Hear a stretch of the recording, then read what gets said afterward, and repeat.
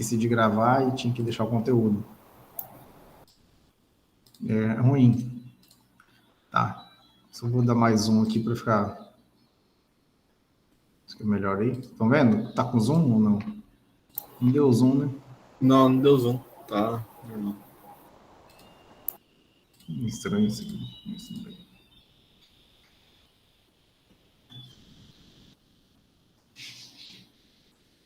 Acho que agora deu zoom aí. Agora deu. Mas ainda tá ruim. Tem uma coisa que não tá. Que não tá legal.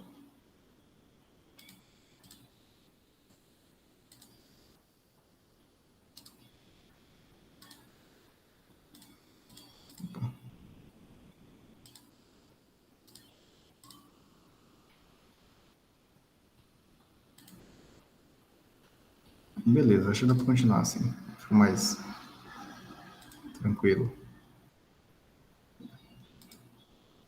Beleza, né? Então, vamos lá. Essa é a primeira parte, tá?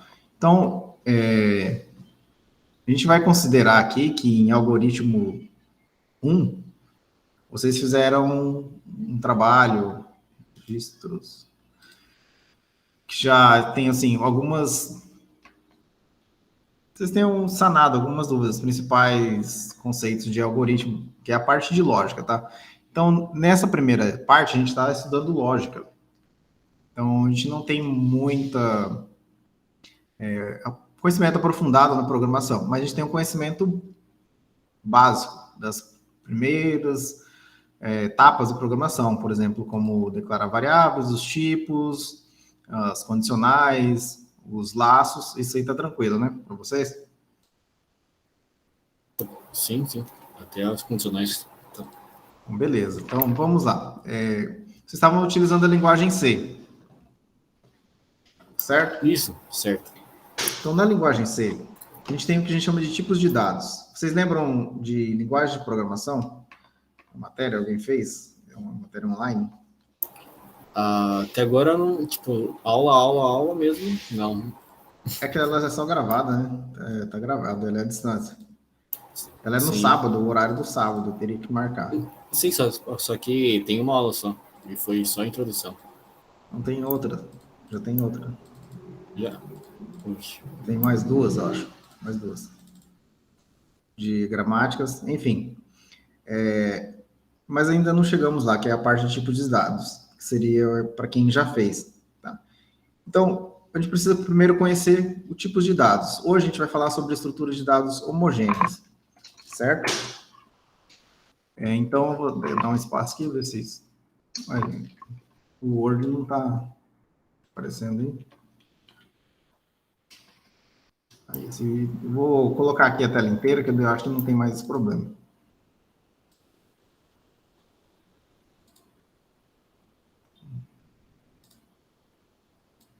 Que toda vez que eu mudo a aba, já tem um probleminha aqui. Hoje ele não tá afim de cooperar, não. Aí ele para e trava. Aí é o meu quadro hoje, né? Porque ele tem que escrever. Aí vamos acabar utilizando isso aqui. Um pouquinho.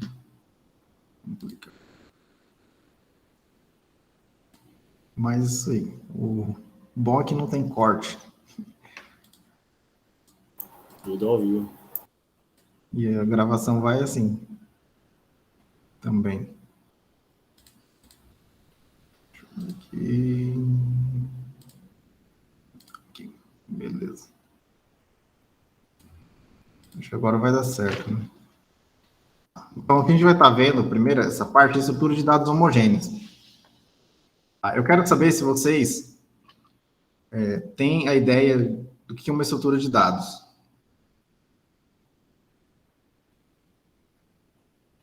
Se puderem, pode falar aí. Não precisa ter vergonha, não.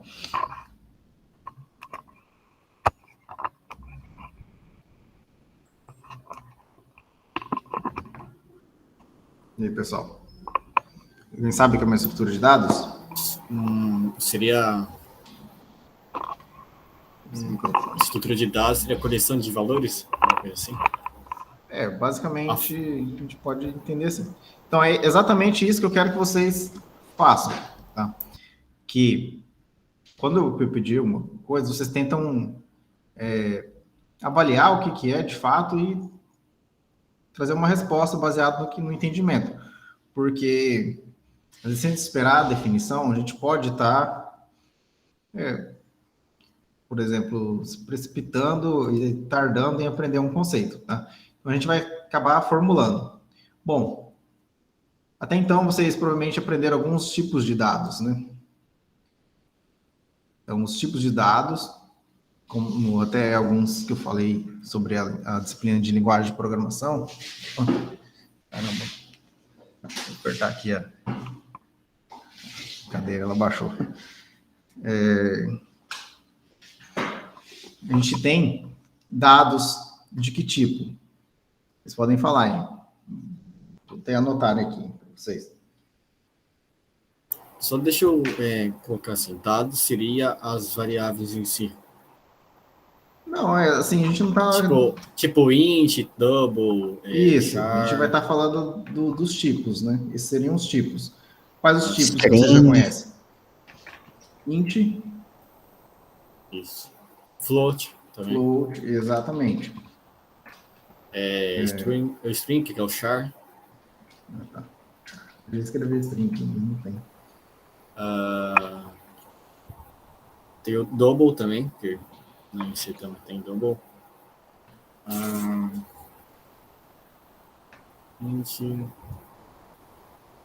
Agora escapou da minha cabeça. Até agora eu sei desses daí de cabeça. Algum mais aí? Tem mais. Tem bastante tipo, a gente tem os tipos primitivos, tá? Inclusive, eu vou dar uma dica aqui para vocês. Por exemplo, a linguagem C, ela não trabalha com tipo string. A gente não tem o tipo string completo. A gente tem o char. Então, a gente vai ver aqui uma estrutura de dados homogênea.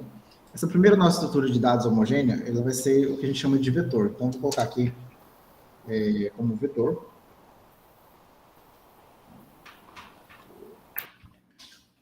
Vocês já ouviram falar, não sei se vocês já chegaram a utilizar, ou não? O vetor? Não, né? Então, mas vamos fazer isso. Vou colocar aqui, são variáveis compostas homogêneas. Bom, vocês lembram de química, o que é uma mistura homogênea, uma mistura heterogênea? Mistura heterogênea é o que seria numa mistura que você pode, através do olho nu, reparar que tem duas ou mais coisas misturadas. Isso. Homogênea não. Homogênea. Então, na prática, o que a gente vai ter aqui? Então, vou colocar aqui, ó, nós temos os tipos, né? Alguns tipos. Né?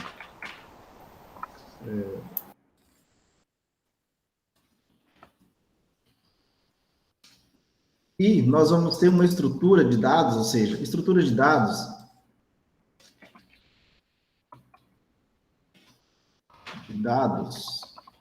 nossa, o teclado tá ruim. É uma forma de organizar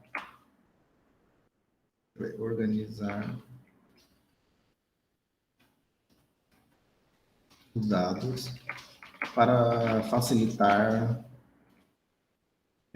o acesso e facilitar o uso dos dados. Então, eu vou tentar seguir no mesmo ritmo, então, criar aqui a definição. Uma forma de organizar, né? Eu vou colocar aqui sistemática, porque exige um padrão, assim, um sistema, tem que ser em uma determinada ordem. Uma forma sistemática organizada para facilitar sua manipulação, seu acesso e manipulação.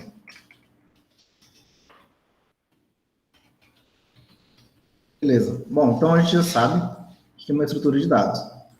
Tá? Beleza? Por exemplo, uma ficha de alunos. Tá? Se eu colocar aqui, estou tentando usar o Word aqui, porque a gente vai colocar... Eu tenho aqui uma ficha de alunos. Vai ter nome, nota e CPF. Aqui vai o nome do aluno,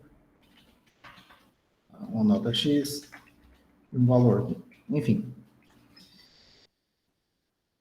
Sempre que eu for inserir um nome aqui nessa tabela, eu coloco nessa coluna aqui, do lado esquerdo, né? Porque é o que o nome da minha coluna, onde ela está posicionado. Então, e sempre anota aqui nessa outra posição e CPF. Eu não vou colocar aqui o RG, porque eu vou colocar está pedindo o CPF. Eu não vou colocar a matrícula, estou pedindo a nota, a última nota, digamos assim. E nem o sobrenome, estou pedindo só o nome. Então, quando a gente fala de sistematização, a gente está falando de uma forma, ou até uma fórmula, quem sabe, para que a gente possa organizar as coisas. Ou seja, tem um ritual. Tem que seguir aquilo de um determinado roteiro, tá? Como se fosse uma receita. Então, a gente tem uma forma sistemática, ou seja, uma maneira organizada de trabalhar com os dados. Então, isso que é a estrutura de dados. Tá? Vocês vão ver na disciplina de estrutura de dados. Então, seria uma forma sistemática de organizar os dados. Para quê? Com o objetivo de facilitar o acesso e a manipulação. Tá? A manipulação inclui apagar um registro, consultar, deletar, etc. e tal. Entendeu? Entenderam? Tá. Então, quando a gente fala de estrutura de dados, é a estrutura no geral, todo aquele arcabouço que envolve ali esse conjunto. Porém, se eu pensar aqui, ó, em nome, eu tenho vários tipos de dados aqui. A gente conhece como string, não é? Porque o nome são letras, são literais. Anota aqui, vamos colocar também um valor inteiro, um float, né? Sei lá, R$1. E o CPF é um inteiro. Então, a nota, eu tenho outro tipo de valor. Tá? Embora o conjunto disso aqui permite com que eu esteja organizando uma coleção de informações. Isso aqui na prática tem algum valor, tá? Que é o seguinte: a ficha de um aluno ela tem um valor porque ela permite que alguém acesse, manipule ou facilite a consulta, a matrícula, a remoção, por parte de quem manipula isso em uma secretaria acadêmica, ou para quem faz o controle de uma coisa, de médias, de desempenho. Então, a estrutura de dados ela tem essa finalidade, de organizar de maneira sistemática, tá? Um conjunto de tipos de dados, tá? Independente dos tipos. Tá? Bom, vou tirar. Agora, a gente tem alguns tipos de dados. Tá? Alguns tipos, existem outros tipos? Sim, principalmente em outras linguagens. Tá? Um exemplo, na linguagem Java, quando você tem um int, você tem um tipo primitivo, ou seja, um tipo básico. Tá? Quando você tem, por exemplo, integer, está falando de inteiro, mas você tem um tipo que não é mais primitivo, não é básico. Ele é derivado de um tipo primitivo. Tá? Geralmente, eles começam com a primeira letra maiúscula. Por exemplo, a gente não tem string em C, a variável string, o tipo string. Nós temos em Java string, que na verdade é uma coleção de char. Então, o literal que a gente tem aqui na linguagem C é o char. Ou seja, nós vamos ter aqui como manipular caracteres. Porém, a gente vai ver hoje um novo conceito, tá? Que chama-se vetor. Ou seja, como nós vamos trabalhar com os nossos dados. Tá? O vetor não deixa de ser uma estrutura de dados, porque ele tem uma maneira sistemática aqui de organizar os dados para a gente facilitar nosso trabalho, ou seja, tanto o acesso quanto a manipulação. Então, vamos pensar na seguinte situação. Quero que vocês lembrem aí de algoritmo. Um algoritmo para calcular a nota de um aluno. Então, eu vou colocar aqui uma caixinha de texto. E uma... Vou botar o microfone aqui. E aí? Agora sim, tem uma linha de código aqui. Então, vocês lembram lá? Não vou escrever tudo aqui, mas só para a gente ter uma ideia. Imagine a seguinte situação. Eu peço para vocês calcularem a média de vocês, ou de um determinado aluno, em um semestre, que são 4 notas. Então, vocês vão fazer nota 1, nota 2, nota 3 e nota 4, certo? Vamos pensar da seguinte forma. Vou colocar aqui como... Ele está corrigindo aqui o primeiro maiúsculo por causa do Word. Bom, aí vocês têm essas 4 notas, mas eu quero que vocês me deem a média. Quando vocês forem fazer a média, não é a soma dessas 4 notas dividido por 4? Né? Então, vocês vão ter a média. Fala, bom, gente, mas eu quero melhorar isso aqui. Eu quero que vocês façam isso dentro de um for. Provavelmente vocês já fizeram, dentro de um laço. Por quê? Eu quero 15 notas. 15 notas são muitas notas, para você fazer N1, N2, N3. E eu quero também, sei lá, pensar que eu posso chegar até 50 notas. Vamos supor que seja uma disciplina anual, não semestral.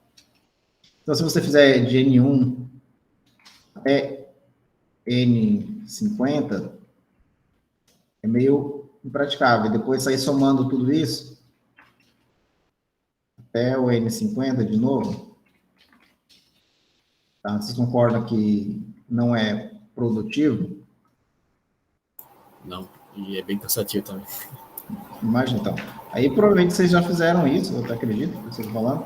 Vocês já fizeram isso através de um laço, usando um laço de repetição. Vocês lembram do laço? Do for? Usaram, né? Chegaram a usar? Usamos. Tá, então, a gente tem um laço mais clássico, que é o for, para nós. Então, você ia colocar ali, por exemplo, de 1 até 50, né? Isso. Tá? Então, na prática, o que a gente tem aqui? Eu vou estar repetindo uma determinada situação de código que vai estar aqui dentro, ou seja, dentro desse laço de repetição. Então, eu vou partir de a gente tem que chama de inicializador, um valor limitador e um incremento. Então, todo laço, ele, basicamente, ele segue essa estrutura, uma parte de inicialização, um limitante, tá? Que é o final, e o incremento, que é o passo. Então, pode ser mais um, de 2 em 2, 3 em 3, mais é porque de 1 em 1, que é o convencional. Então, pensando nesse sentido, como ficaria para eu acumular as notas? Imagine que, então, eu tenho que somar todas as notas. Eu vou colocar aqui, vamos supor que tem a variável nota, igual a nota, mais a nota... não sei se vocês já tiveram isso, né? Sim. Fizeram isso? Uhum. Beleza. Então, aqui eu estou acumulando todas as notas. Aí, no final, eu vou lá e divido por 50. Fechou. Beleza. Resolveu o problema das 50 notas, da média de 50 notas? Sim. Mas eu quero 100. Então, eu venho aqui e mudo por 100, para 100. E venho aqui e mudo para 100. Beleza, resolveu o problema. Mas alguém lá do departamento falou, não, eu quero, em algum momento, recuperar alguma nota. Eu quero saber qual foi a nota 78. Aí já fica um pouquinho mais complicado aqui, porque não tem como fazer isso aqui. Eu teria que ir armazenando nota por nota, por exemplo,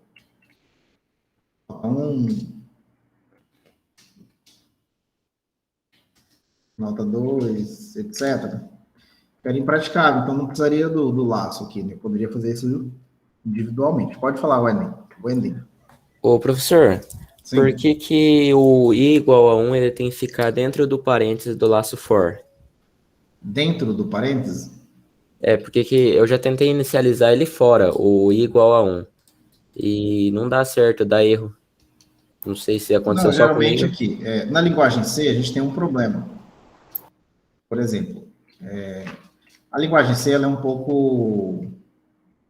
Não é muito moderna, tá? Então, assim, ela é, digamos, engessada. Engessada eu falo no sentido assim, ela é muito aberta, ela não abstrai tanta coisa para você.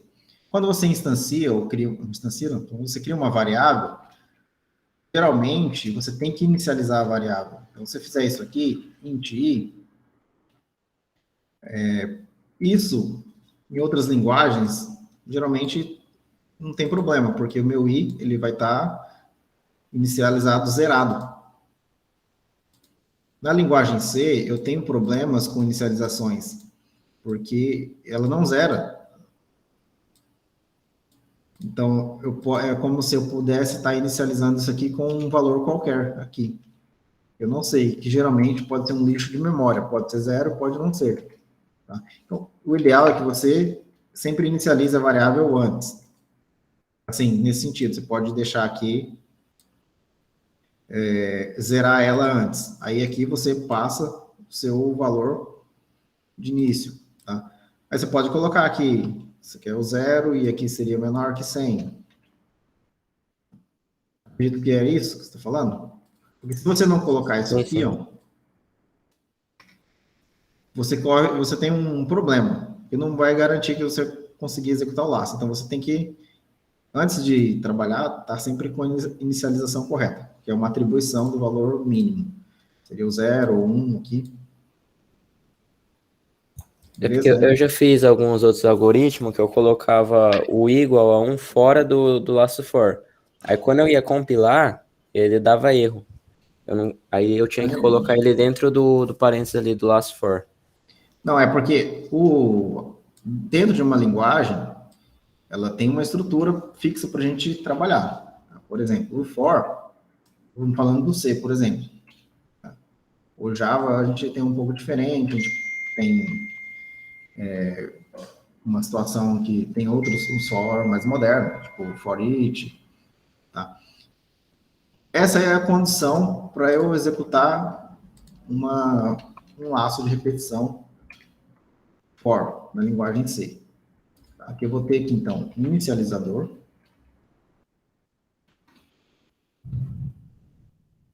Eu vou ter um limitador.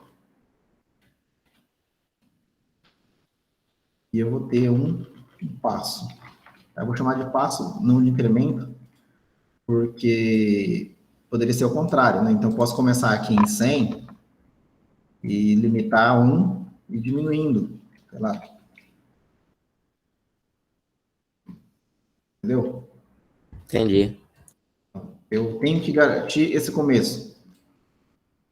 Por isso que eu tenho o i antes lá. Então, eu vou começar com 100, que é o meu inicializador, um limitador e um passo, ou seja, tanto para frente ou para trás, ou diminuindo ou decrescendo. Então, essa é a estrutura para se utilizar esse laço. Mas vamos voltar aqui, na situação da nota. Qualquer coisa a gente vê na hora, quando estiver praticando, a gente vê aqui, já faz, tá? Já abro aqui o programinha para a gente ver. Bom, então, se nós tivermos essa condição necessária ali, de que preciso identificar a nota número 68, esse algoritmo aqui ele fica impraticável. Tá? Então, imagine que você vai ter que fazer isso aqui, o i, N1, N2, N3, N4 e etc. Até o N70, sei lá, não é vantajoso. Aí se muda isso aqui, você tem que fazer tudo de novo, tem que somar e, enfim. Bom, existe o que a gente vai trabalhar agora, que é o que a gente chama de vetor. A gente vai trabalhar com variáveis compostas homogêneas. Então, o que vem a ser isso? O que é composto? Variável, vocês já sabem. O que é uma variável? O que é uma variável? É Vou falar assim... um armazenador que vai ser temporário. Isso, se for falar do jeito que vocês entenderem, assim, a grosso modo mesmo. Não precisa tentar bolar uma frase bonita, não. Nem eu vou ficar bolando, então. Uma variável que vamos lá. Um espaço Por reservado, memória,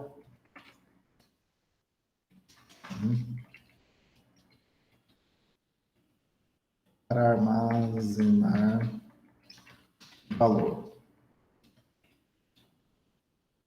Certo? Não é isso? Isso. Temporariamente, seria, né? Temporariamente, então a gente coloca em tempo de execução. Então, a gente vai estar falando aqui sempre em tempo de execução, porque a gente não está trabalhando com banco de dados. Então, basicamente é isso. Então, quando o professor falou lá, aqui é uma variável, é um espaço na memória. E você vai deixar reservado para guardar um valor. Vamos fazer diferente. Vou fazer com esse caixinha aqui. Então, aqui eu vou guardar uma letra. Aqui eu vou guardar um número.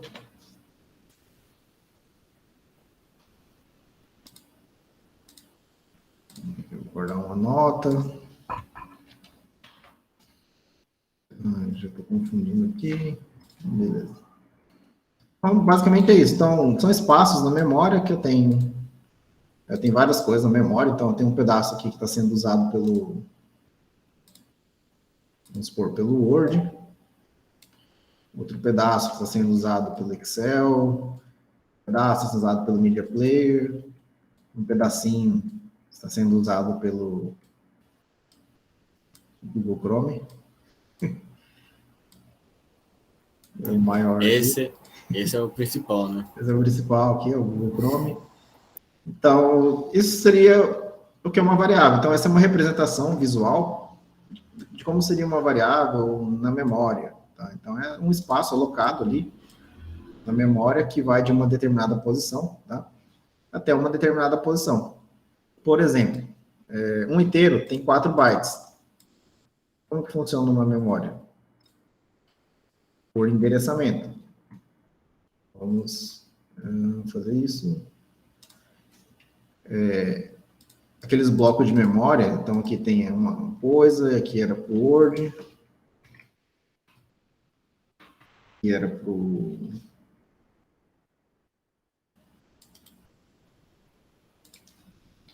Chrome, aqui é para o nosso programa. Beleza? Então, na verdade, eu tenho posições. Vamos pensar aqui, o Word, ele iria da posição, vamos supor que ele consumisse um inteiro, 4 bytes. Então, eu teria aqui da posição 0 até a posição 3. Até 4, né, na verdade. 0 a 4. Certo? Aí o Chrome aqui, ele ocupa mais 10. Então, ele teria aqui do 4, posição 4. Deixa eu ver se fica mais... Não sei se vocês estão conseguindo imaginar o que eu estou falando. Vamos fazer o seguinte. Aí.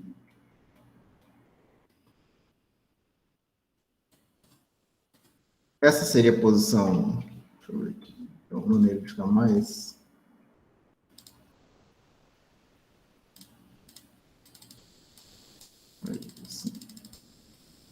Porque cada uma dessa aqui é 1 byte.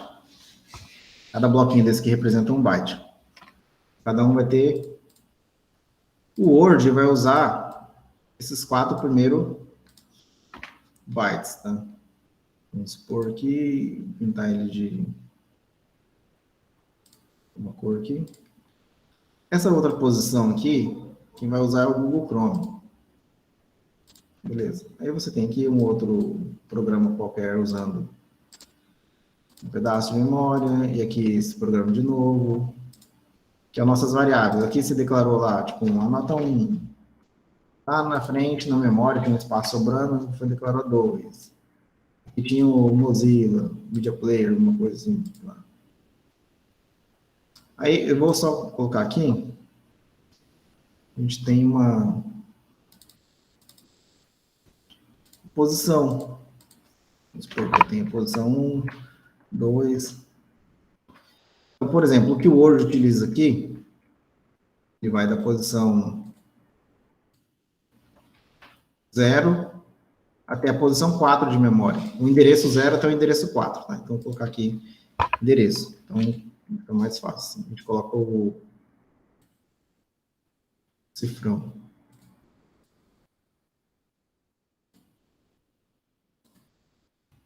Já o Chrome... Seria até o endereço 3, né?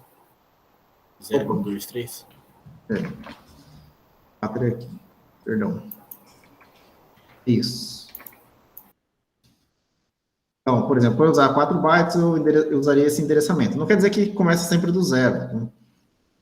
Tem N situações, tem um endereçamento, cada sistema operacional gerencia esse tipo de endereçamento e vai liberando os recursos para os programas, os próprios programas do sistema operacional utilizam, etc. Mas isso aqui é só para a gente ter uma ideia de como é uma representação da memória.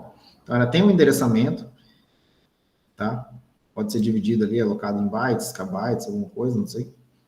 Conforme geralmente a gente utiliza assim, um byte, para ficar mais fácil de entender. Então, vamos supor que eu tenho uma outra...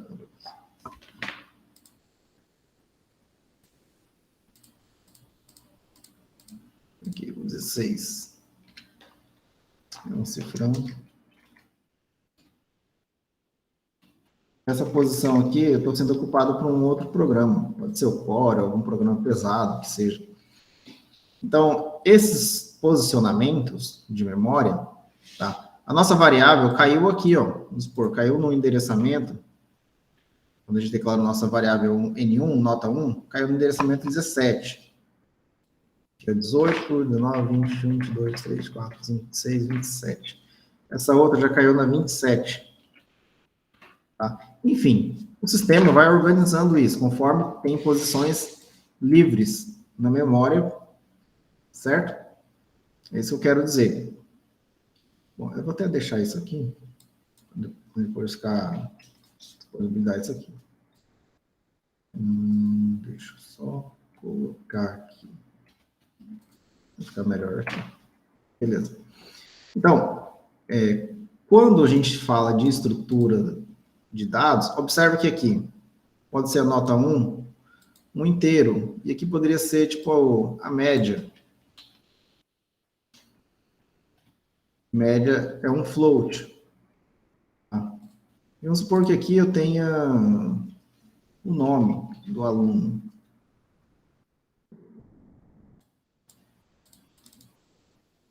E o nome, um char. Mudaria. Não, mudaria, certo. Inserido aqui. Beleza? Vamos pensar nessa situação.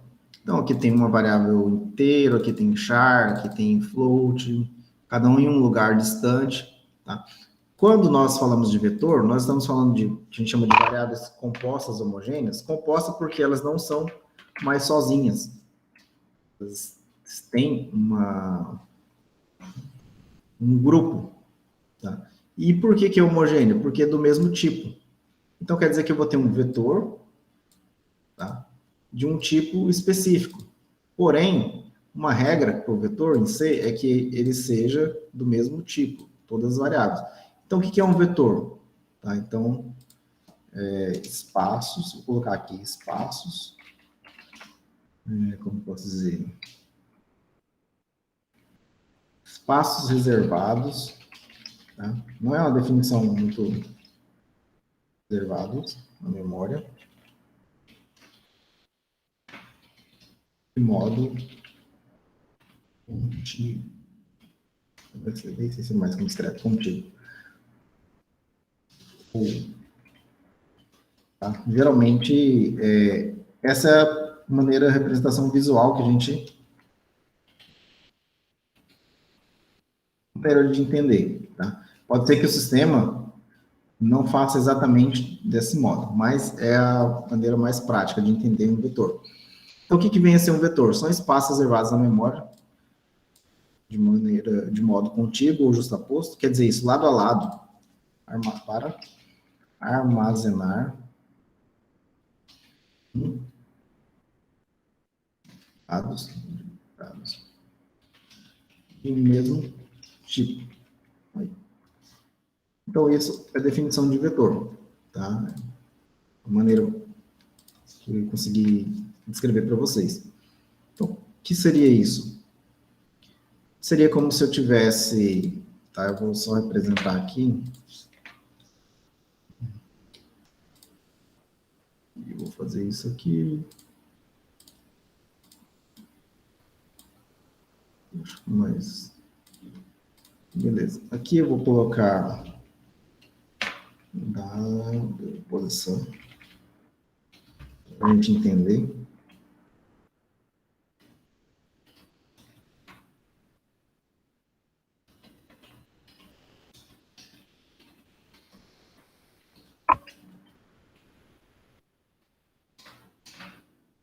E nossa informação. Tá? Vamos partir desse conceito de que é informação. Porque tem aquele problema de o que é dado e o que é informação. Mas por a gente não vai ser diferente agora. Então, o vetor vai ser isso aqui. Deixa eu só diminuir aqui. Também. Vou considerar aqui que é só essa parte pintadinha aqui de verde. Então, o que vem a ser um vetor? Ele vem a ser um conjunto de espaços, né, reservados na memória de modo contíguo, ou seja, ele está lado a lado. Porém, eu só posso armazenar um tipo de dados. Então, quer dizer que no vetor, eu também começo de uma determinada posição e vou até o final dela. Tá? No vetor, a gente sempre começa da posição 0, que é o que a gente vai chamar de índice. É como eu vou acessar alguma posição do vetor. Eu quero acessar a minha variável vetor na posição, sei lá, 1, 2, 3, 4 e 5. Aqui na posição 5, então ele vai vir aqui, percorrer e achar o que está aqui na informação. Tá? Então, o tipo de dados, ele tem que ser homogêneo. Então, eu não posso ter um vetor aqui, deixa eu colocar aqui, e ter, por exemplo, aqui um float, um inteiro, aqui uma letra, essas coisas. Ele tem que ser sempre do mesmo tipo, por isso que a gente diz que ele é homogêneo. Então, na prática, vamos colocar aqui um int. Então, para ser o equivalente a ter isso aqui, tudo int. Então, imagine que essa situação aqui eu tenho 6 notas. Vou ter que mudar aqui para tudo int.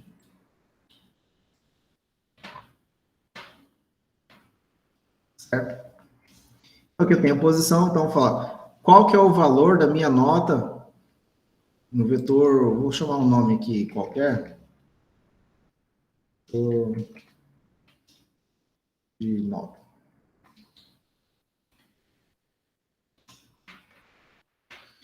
Qual que é o valor da minha nota na posição 3?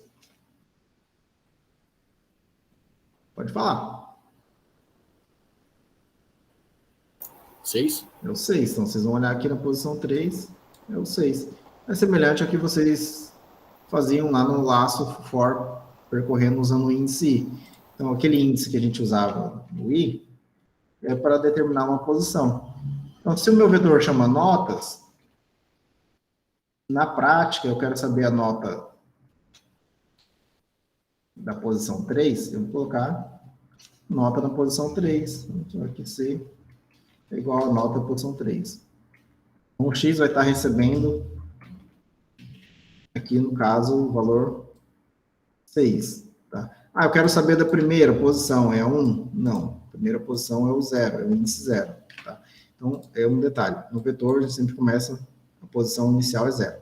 Na linguagem C, começa do 0. Então, e a última aqui, na posição 5. Entenderam? Então, basicamente, o nome, ele já diz muito para a gente. Tá? Então, quando a gente pensa... Agora, a gente pode associar esse nome... Ó, observe que era o equivalente a ter vários tipos int aqui. Mas como ele é homogêneo, é um tipo só. Eu vou deixar assim, mesclado. Então, agora, faz mais sentido eu ler o nome e entender. Tá? Variáveis compostas homogêneas. É o que a gente chama de vetor. Porque eu tenho várias variáveis, equivalente a várias variáveis, certo? Cada quadradinho desse apresenta uma variável, ou seja, esse conjunto de espaços de memória aqui. Tá? Observe que essa posição é o índice, não é o endereçamento. O endereçamento teria vários endereços aqui, depende do tamanho do tipo. Por exemplo, o int é 4 bytes, então o endereçamento seria de 4 bytes aqui, dividido em 4 partes. Para cada posição, para cada espaço aqui do vetor. Então, o nome já me diz, ó, eu sei que é variável, eu sei que é um espaço na memória. Composto, eu sei que eu vou ter vários, então, estão dispostos. Contíguo. O que é contíguo ou justaposto? É nada mais que lado a lado, colocado um do lado do outro, para armazenar dados do mesmo tipo. Ou seja, eu só posso ter aqui int. Então, variáveis compostas homogêneas são variáveis colocadas lado a lado para armazenar dados de um mesmo tipo. Tá? Resumindo, na prática, chama-se vetor. Poxa, professor, você demorou tanto só para dizer isso, um vetor? Deixa eu perguntar, vetor seria aquelas, como chama? É que é matriz, chama, que é uma variável que você põe, põe o nome dela, aí entre colchetes você põe a quantidade que, tipo, dentro dela. Isso. Ela pode armazenar. Foi esse exemplo aqui. Tá? É que eu estou explicando o que é, a gente vai ver agora como que declara, né? Ah, sim. Aí, ó, se a gente ver aqui, nessa unidade, a gente está falando aqui, estrutura de dados homogêneas. O que é homogêneo? Porque armazena o mesmo tipo. Então, já sei que quando for heterogêneas, eu vou ter aqui no meu vetor tipos diferentes, provavelmente. Não na situação aqui, certo? Bom, a gente está vendo aqui que ela tem um outro nome que eu acabei deixando aqui embaixo. Outro nome não, uma outra propriedade que identifica um vetor, que é o seguinte. Vou até colocar aqui na frente. Vou colocar aqui. Para vocês entenderem. Isso não muda nada. Tá?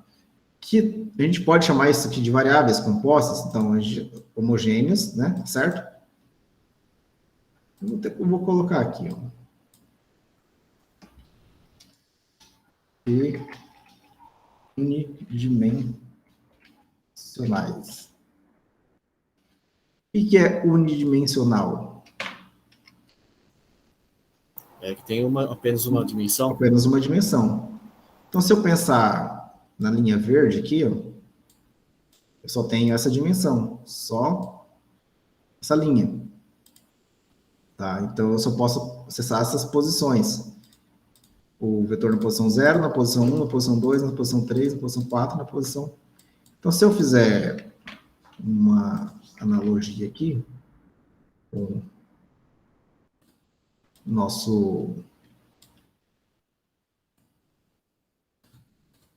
Muito difícil aqui. Nosso plano. Vou gerar isso aqui.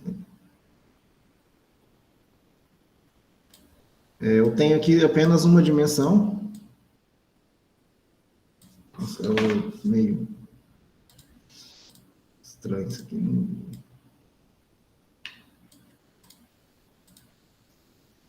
Eu tenho uma única dimensão, porque eu só consigo ir em uma direção. Nesse sentido aqui, da esquerda para a direita. Porém, se eu tivesse uma outra situação, um x, um y, eu conseguiria ir em duas direções.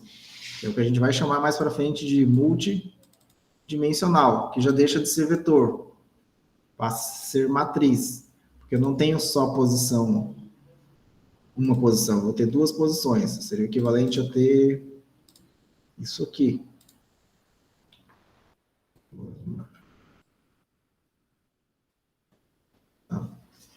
Aí, vamos supor que linha 0, coluna 0. Linha 0, coluna 1. Linha 0, coluna 2. Linha 0, coluna 3. Aqui é a linha 1 e a linha 2. E repete. Linha 1, coluna 0. Linha 1, coluna 1. Linha 1, coluna 2. E linha 1, coluna 3. Aqui linha 2, coluna 0. Linha 2, coluna 1. Linha 2, coluna 2. Linha 2, coluna 3. Aqui é uma matriz. Então, eu já tenho duas dimensões. Tá? Eu tenho que, tanto, digamos, para x quanto para y. Então eu posso ter uma outra dimensão, uma terceira? Pode.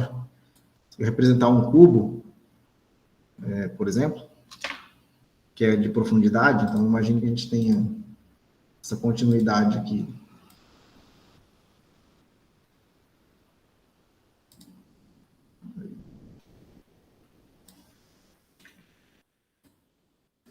Vou tendo outras dimensões. Linha, coluna e profundidade, x, y, z.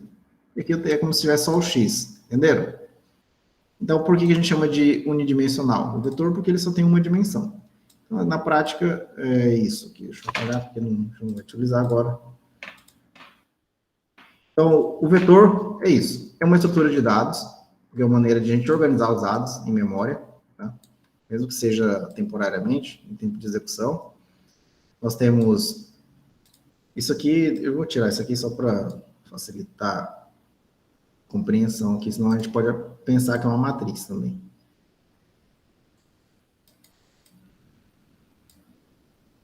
Mas o vetor é só isso. Aqui eu tenho um inteiro e aqui são as posições, o índice. Aí imagine que eu tenho agora aqui uma outra linha verdinha, agora já tem uma matriz. Que eu vou ter na posição 0 para x e na posição aqui do y também. Tá? Então, unidimensional é porque ele tem apenas um sentido para a gente percorrer, beleza? Então, tranquilo. Acredito que o nome aqui já foi superado. Por ser que é variável, porque ela é composta, porque é homogênea, porque elas têm várias do lado a lado e porque só armazena do mesmo tipo. Então, não adianta ele tentar pôr uma letra aqui. Beleza. É isso. Tá? Não tem uma explicação assim mais... A gente pode trabalhar mais, detalhar aí a fundo a questão da memória, de posição, de início. Mas, basicamente, esse é o conceito do que é um vetor. Tá? Tranquilo? Agora, a gente vai ver como que funciona um vetor na prática. Que é o que ele falou lá do colchetezinho. Vocês lembram lá que vocês já usavam o for? Quando vocês faziam o for com o i, tal, e colocava nota, posição i, quando alguma coisa assim, quer dizer que eu estou passando o índice. Ou seja, para que serve o meu laço? Ele é um contador. Então, ele está indo de um valor inicial até um valor final, então eu poderia colocar aqui indo de 0 até 5 e pegando todas as posições aqui da memória. Bom, então, para inicializar, como que eu declaro um vetor? Tá? Como que vocês declaram uma variável em C? Um int, por exemplo. Você põe int, nome da variável. A gente vai assim.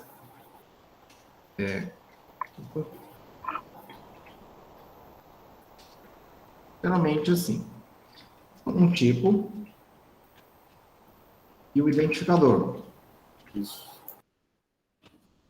Você pode colocar ali o int, nota, Poderia ser outro tipo, float, pode ser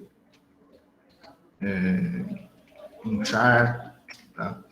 Bom, acontece que eu estou reservando um espaço na memória do tamanho de um char para armazenar as informações de nota aqui. Seria, eu vou colocar outro aqui. Nome. Acontece que para o vetor, como são conjunto, é composto, são vários, eu vou ter que declarar isso. Tá? Observe que o vetor ele tem que trazer uma determinada vantagem.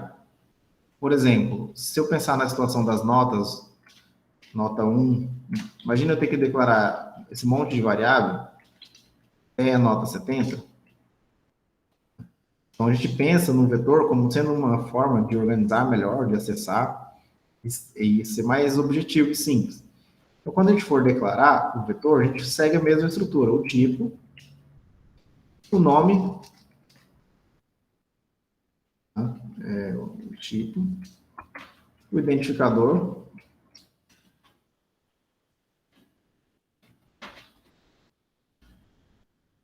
e um tamanho do vetor. Geralmente, vai ter umas diferenças na forma de inicialização, que a gente vai ver, tá? Como que inicializa. Tá? Então, é o seguinte, quero fazer aqui um vetor de inteiros, vou ter um int, o nome, notas, e o tamanho 6. Isto é o equivalente a essa representação gráfica aqui. Ou seja, uma posição de memória com 6 partes para inteiros. Tá? Beleza? E assim eu declarei. Já está declarado, já está reservado na memória esses espaços lado a lado, digamos. Eu falo aqui contigo. E eu posso fazer isso. Eu quero inserir a nota 1. Então, a nota, a posição 0, ela vai receber um valor. A nota, a posição 2, recebe outro valor. A última nota, aí você pode ir colocando, pode dar uma ordem ali.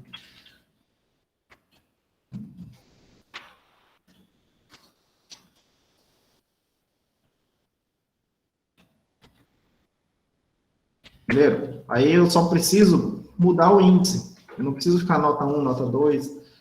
E agora, como o índice ele é incrementado aqui, ó, sequencialmente, eu posso me valer do laço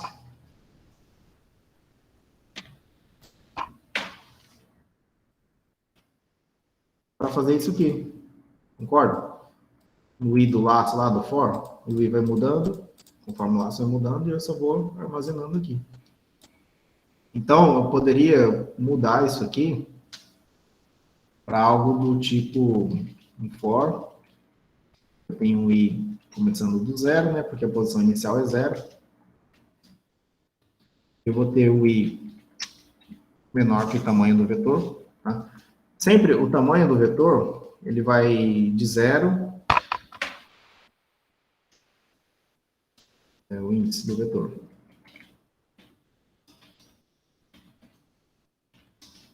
Zero a n menos 1.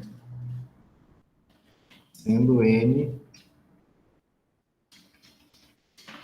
o tamanho do vetor. Então, se o vetor é de 6 posições, eu queria um vetor de 6 posições. Então, meu índice vai de 0 a 5. Então, 5 é menor que 6, ele para, certo? Beleza? Tranquilo? Entenderam? A parte aqui. Estou fazendo um for aqui, porque vai percorrer todo o vetor. Vou começar do 0, então, quando o i for 0, posso fazer alguma coisa nessa posição. Aí o i vai valer 2, 1, perdão, depois 2, depois 3, depois 4, e depois 5. 5 é menor que 6. Se eu deixasse menor ou igual, ele ia chegar no 6. 6 é igual a 6. E não ia achar uma posição aqui, tá? Porque dá um erro de index out bounds, alguma coisa assim. Ou seja, um valor que você está tentando, um índice que você está tentando achar, está fora do seu balde, do seu range, alguma coisa. Beleza? Então, sempre as posições que a gente começa é do zero para vetor. Então, imagine que eu quero aquela situação da nota. Vamos lá. Eu pediria para o cara digitar a nota. Scanf. Como vocês lembram aí? Scanf.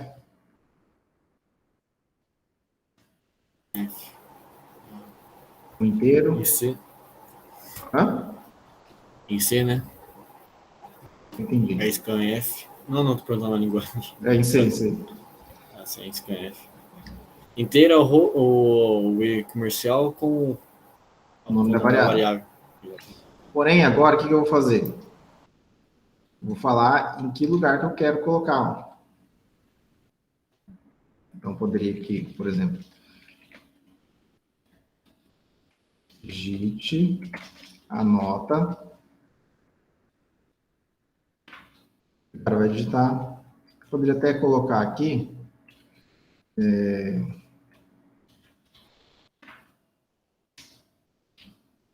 Digite a nota 1.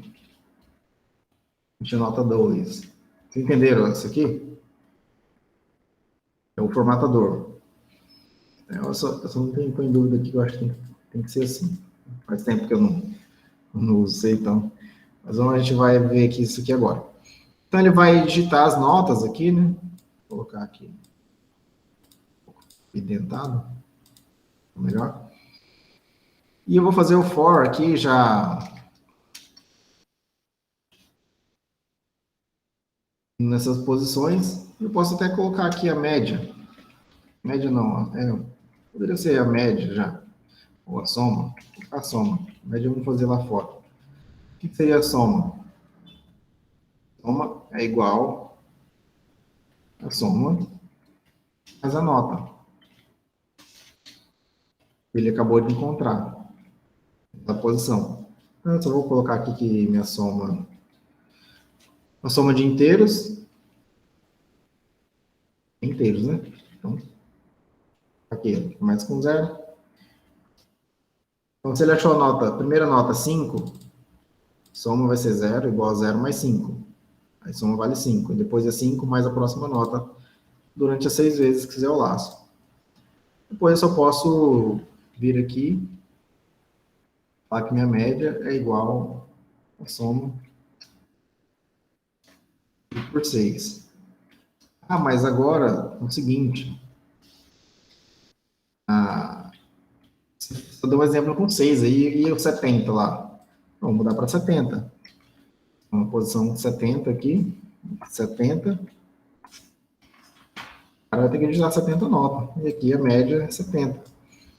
Bom, mas e se a mulher lá do apartamento quer saber qual que foi a nota 50? Bom, então é só eu passar qual foi a nota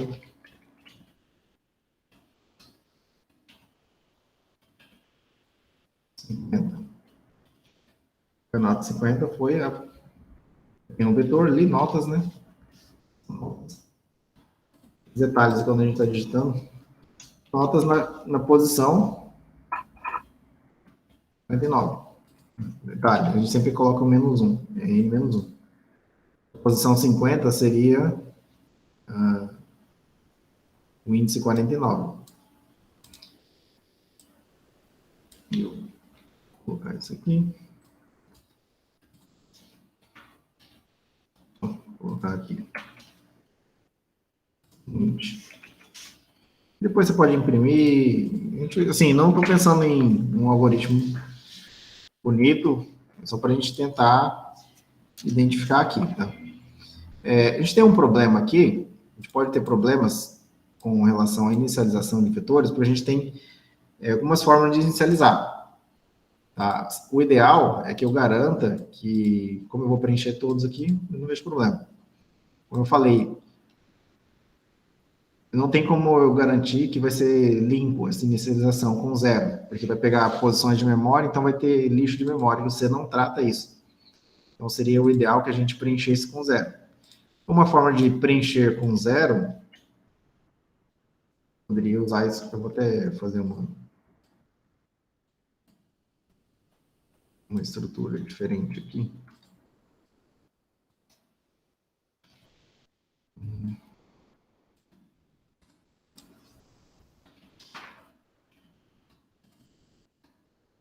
Mais assim, tranquilo. Como eu for inicializar aqui, deixa eu só tirar aqui, esses 70 aqui.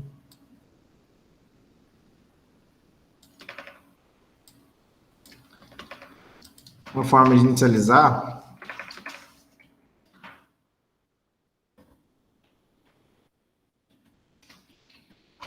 colocando o zero forçadamente. Então, eu falo que notas na posição I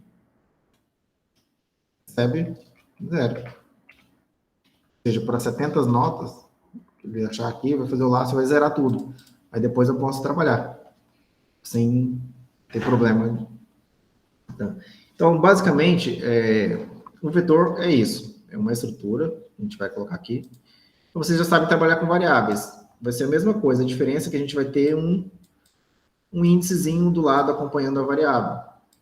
Tá? Quer ver como vocês sabem fazer isso? Já sabem? Quando vocês trabalhavam com o nome, que é do tipo char, né? Vocês não tinham que colocar o tamanho, por exemplo, 25, são 25 letras. Por que vocês faziam isso? Vocês estavam fazendo um vetor de caracteres. Ou seja, para colocar várias letras lado a lado. Porque um char, ele cabe apenas um caractere. Então, um nome não tem uma letra, não tem um caractere. Tem vários, então vocês faziam um vetor. Então, na prática, eu estava fazendo, era isso aqui. Vou colocar aqui, barra,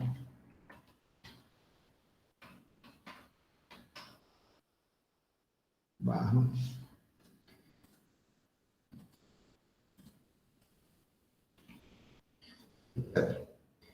Era isso. Então, vocês faziam isso. Então, assim, você já trabalha com vetor.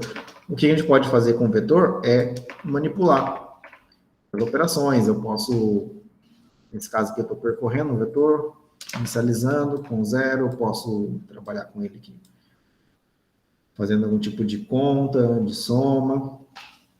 Então, esse é um exemplo clássico, tá? Que a gente trabalhar com vetor. Eu vou colocar aqui agora no outro computador aqui, porque eu tenho... Deixa eu ver.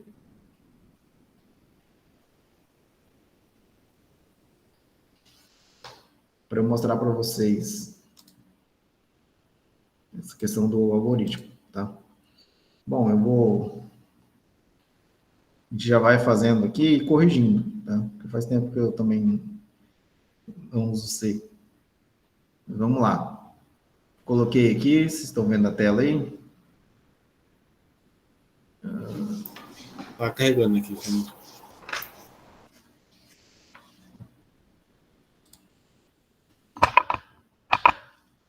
Tem que usar aqui. Apareceu? Sim, sim. Beleza, tá. Bom, vou fazer um... Vou usar aqui um... Aqui eu uso um programinha de terminal e um editor de texto. Tá. Bom, o que eu vou fazer aqui é um programinha em C. Eu vou salvar aqui na área de trabalho, LP2, vou colocar aqui, vetor.c. Beleza? Tá. Aí, vocês que têm mais experiência com C, tô brincando, gente. Deixa eu colocar aqui, include, tá? Aí vocês sabem esse padrão, né? Tá. Include, então, as diretivas ali, as constantes, as bibliotecas que eu vou utilizar. Eu coloco a função principal. Tá? Pode ser um void, alguma coisa. Tá? Mas, enfim. Vou só fazer um teste aqui.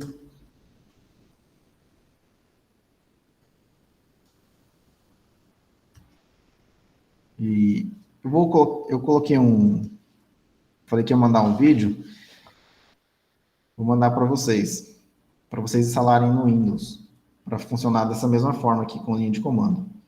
Então, eu vou só salvar aqui. Acho que já, como é, beleza. E vou acessar aqui no meu diretório. LS.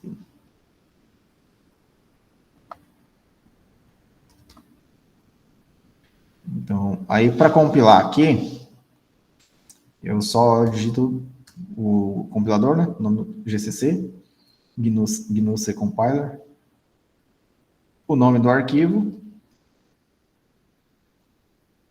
"-o", alt, saída de um objeto, e o nome do objeto. Se tudo der certo, ele vai compilar. Aí compilou, não deu erro. Eu estava configurando aqui, mas não deu tempo para deixar coloridinho aqui. A próxima já vai estar colorido. Aí para executar, vou limpar aqui, é só eu chamar pelo nome do meu objeto, o vetor. Aí já saiu aqui o teste que eu coloquei aqui. Beleza? Tem um monte de espaço aqui.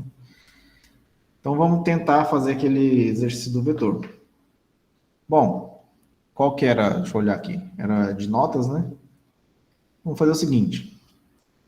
int, aí o nome qualquer e um tamanho. Vou colocar aqui 5. Começar. Eu vou declarar separado, mas a gente pode fazer junto. Por exemplo, o i aqui, ó. I, vírgula, vetor, uma coisa assim. Eu faço um laço aqui. E vou inicializar meu i com 0. Vou limitar ele até ser menor que 5. E vou incrementar ele de 1 em 1. O que eu vou fazer? Eu vou imprimir os dados do meu vetor. Então, vou colocar aqui, só para confirmar se é isso mesmo. Vetor na posição I. Certo? Concordam?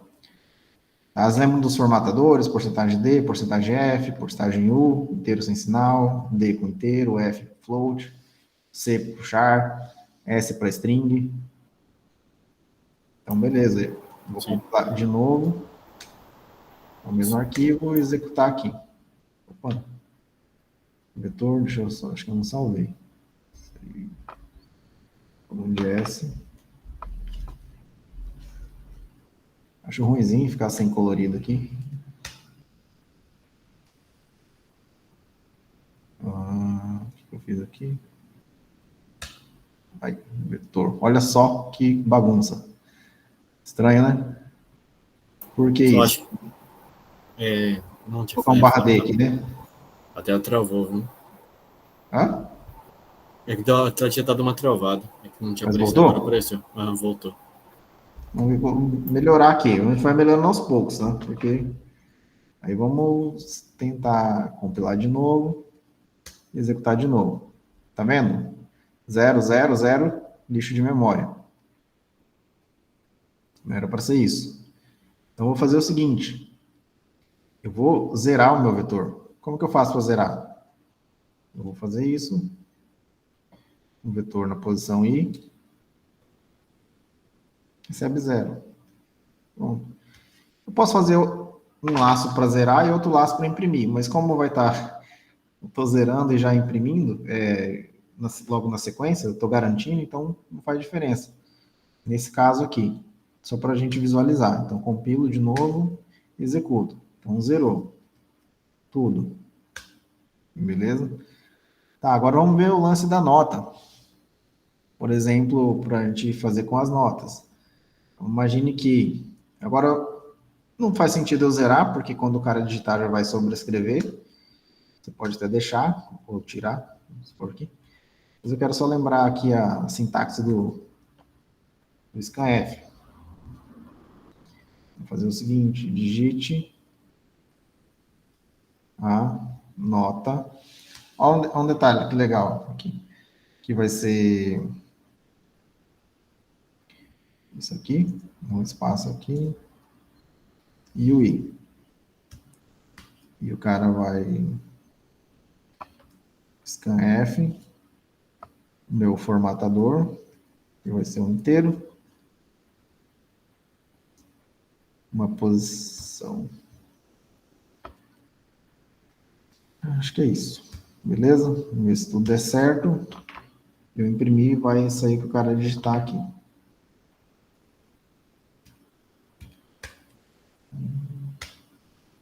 Digite a nota... Opa, nota 0, 5. Digite a nota 1, 5, 5, 5. Pronto, digitou. Não fiz nada, né? Eu tinha que ter colocado alguma coisa aqui. A soma das notas, a média, alguma coisa. Mas é isso. Professor, mas não tem nota 0, é nota 1. Então, a gente... O que vocês fariam aqui? Para não começar do zero. Lembrando que o laço tem que começar do zero. Só a questão do usuário aqui que não, né? Essa é a parte principal, porque o algoritmo é isso, é essa parte lógica. A gente viu que funcionou, mas a mensagem para o usuário, ó, digite a nota e o valor de i. Porém, meu i começa com 0. Eu não quero que meu i comece com 0, eu quero que meu i comece com 1. O meu 1 seja o 2, o meu 2 seja o 3, o 3 seja o 4, e o 4 seja o 5. Aí você tem que observar essa relação. Se eu quero que o 0 seja um 1, quero que o 0 seja um 1. 1 seja o 2, o 2 seja o 3, 3 seja o 4. Qual que é a razão aqui? O que existe aqui de comum nisso?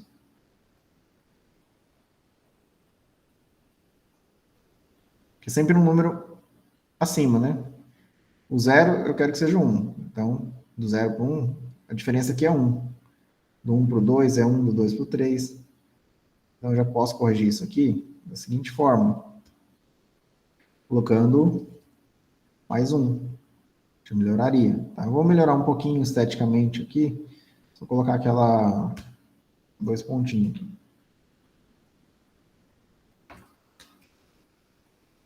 E compilar e executar. Ó, agora sim. Digite a nota 0. Só que 0 mais 1 é 1. Digite a nota 1. Aí a nota 1 vai ser gravada onde? Na posição 0, porque o i vale 0. Então, é só para mascarar. A nota 1 é 7. Digite a nota 2. 6, 8, 3. E a nota 5, 9.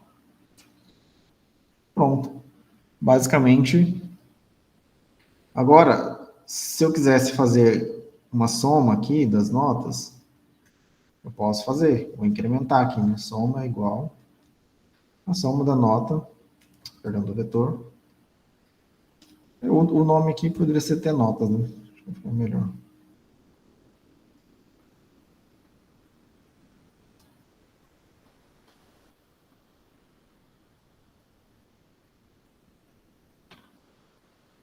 E eu vou falar que minha soma começa com 0. Eu vou ter aqui também a minha média. Eu não sei se ele faz isso. Permite inicializar as duas assim. E aqui no final eu tenho a média. É igual a minha soma dividido por 5. Eu vou colocar aqui.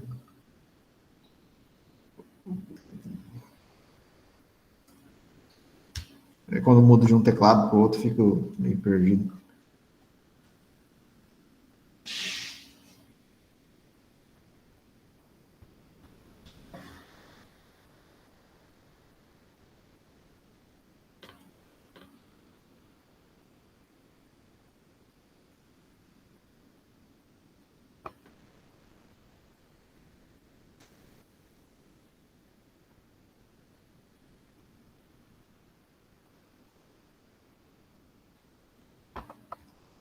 A média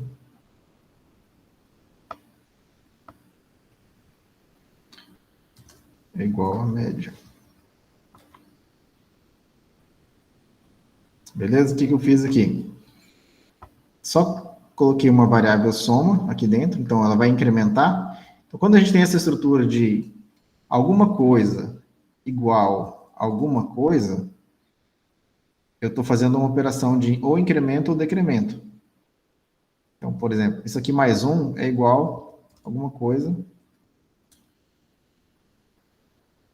mais. Mas poderia ser somando mais 1, somando uma outra nota qualquer, somando de 2 em 2. Poderia ser decrescendo, menos. Tá? Então, a gente tem... aí são formas, tá?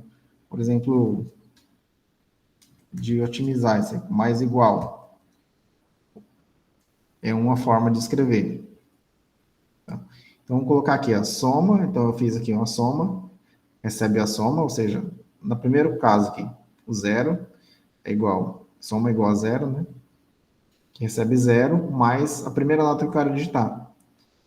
O cara digitou 5, soma vale 5. E na segunda vez, o cara vai digitar 10. Então, aqui está valendo 5, ou seja, é igual a 5 mais o 10. Aí já vai para 15. No final, eu divido tudo por 5 e imprimo. Tá? Eu já imprimo fora do laço, porque senão eu vou imprimir várias vezes. Cada vez que o laço correr, eu vou ficar imprimindo. Tá? Então, aí eu vou ter exatamente isso aqui. Opa, tem um warning, tá? Gente, aqui no... Acho que nos outros programas também tinha essas mensagens em warning. Warning e erro é diferente, vocês sabem, né?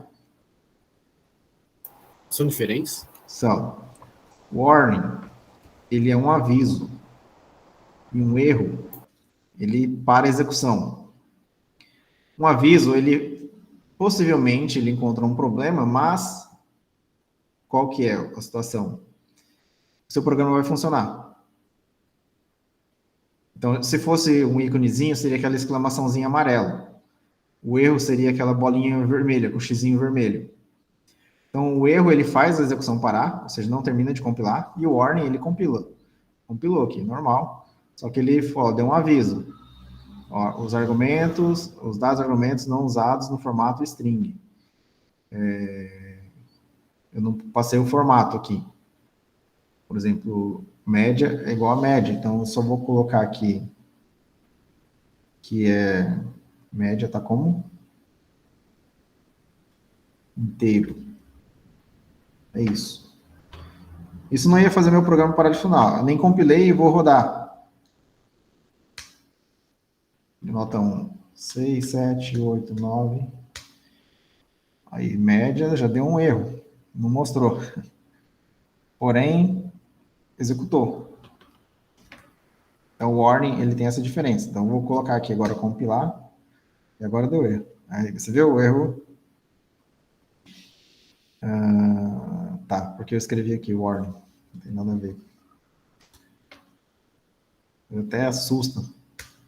Aí, compilou, beleza.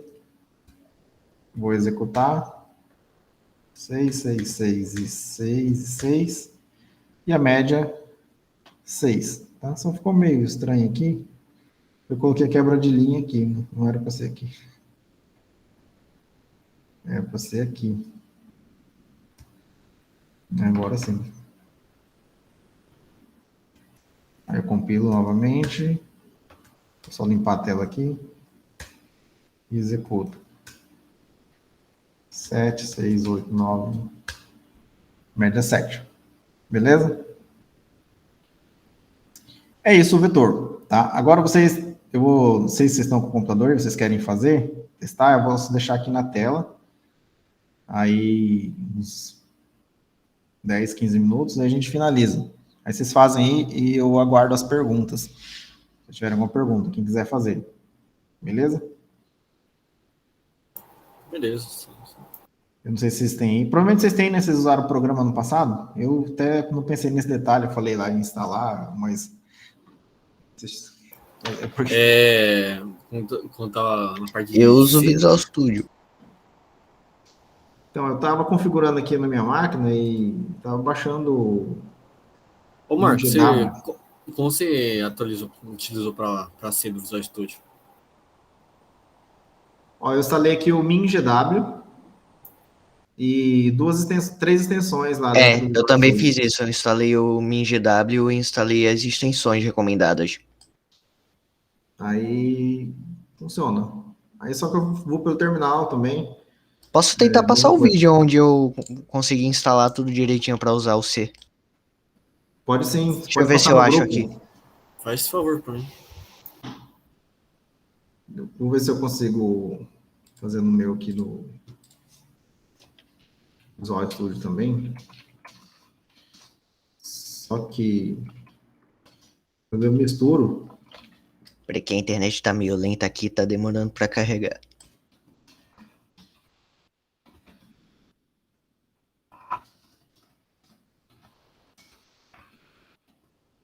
e o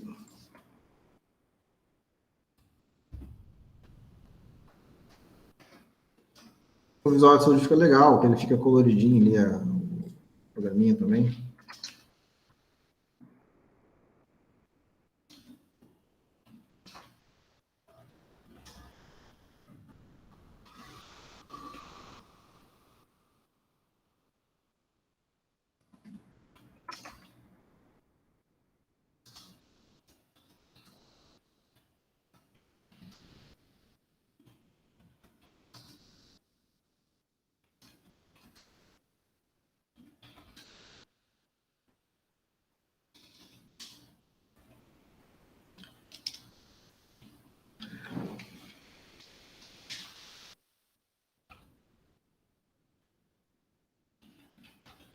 Passo no grupo do WhatsApp também? Isso é bom. Eu vou colocar um fórum. Vou até colocar aqui agora, se o cigarro estiver funcionando. Ele fica naquela aula 0 ali, para instalação, dúvidas de instalação.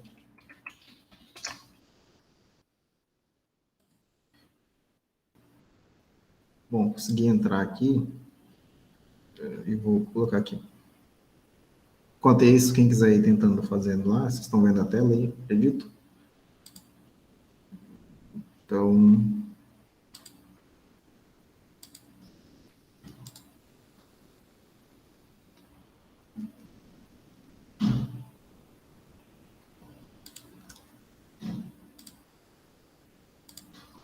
tá, mas vocês podem usar o que vocês acharem mais conveniente. Deve ser mais, Code Blocks, Falcon. Assim, eu prefiro que vocês façam uso do Visual Studio Code, façam essa configuração, porque já é um padrão, um editor que todo mundo usa. É uma coisa que está mais É próxima da realidade. gratuito. Exatamente. E todas essas outras ferramentas que eu falei, elas são descontinuadas ali de 2014 para trás, então já não é vantagem. O Visual Studio 2019, será que dá para fazer isso também? Não, qualquer Visual Studio. Qualquer É o um. Visual Studio Code, né? Não é o Visual sim. Studio É o C Visual Sharp, Studio Code, pelo que eu ouvi falar, ele também é mais leve. não. Ele é leve, é que não vem o .NET. Você não é. Que o Visual Studio, ele é da Microsoft para você programar com .NET. Então ali ele é pesadíssimo. Aí não é ele, é o Visual Studio Code, que é só um editor, como se fosse um bloco de notas, só que moderninho. Você consegue fazer várias configurações de extensão, fica melhor. Você pode trabalhar ali com o Git. Vou tentar fazer isso para a gente versionar os códigos, tipo aula 1, algoritmo 1. Aí você só consegue visualizar direto lá no seu GitHub. Acho que vai ser interessante. Então, vou até colocar aqui no fórum. Ô, professor, Oi? é no VS Code que tem que adicionar lá o plugin para compilar e rodar? Isso, você tem que instalar os plugins. Os plugins, eles permitem que você consiga ver aquelas caixinhas de cores, ele dá o autocomplete, tem a função de atalho lá para você rodar por lá, mas você tem que instalar o compilador na máquina. O compilador está nesse MinGW. Mas como é que faz para tirar aquele esqueminha lá do System Pause? Que eu já usei ele uma vez e toda vez que você vai fazer um código, você tem que colocar lá System Pause, né? Aí você me falou... Não precisa não. É porque você estava usando C++, né? Se você colocar o CPP, aí você precisa. Porque senão você não vê. Mas se você estiver usando no terminal, não precisa também. Porque no terminal, ele não fecha o terminal, ele só fecha a aplicação. O System Pause, ele é uma biblioteca que vai pegar a função do sistema, do seu sistema nativo, provavelmente o Windows. Acho que esse System Pause não tem, por exemplo, no Mac, mas é outro nome, mas é parecido. O que faz? Quando você executa o programa, ele abre a telinha preta e já fecha. Você acaba não vendo. Aí fica o pause esperando você dar apertar uma tecla. Aí você acaba vendo o resultado. Quando você executa direto do terminal, da linha de comando, ele não vai fechar, então você vê. Mas não é necessário. Porém, só no C não precisa, tá? O System Pause é quando a gente usa o C++. Eu uso a extensão CPP. Você pode usar, né, no C também, mas eu acho que não vai ter essa necessidade.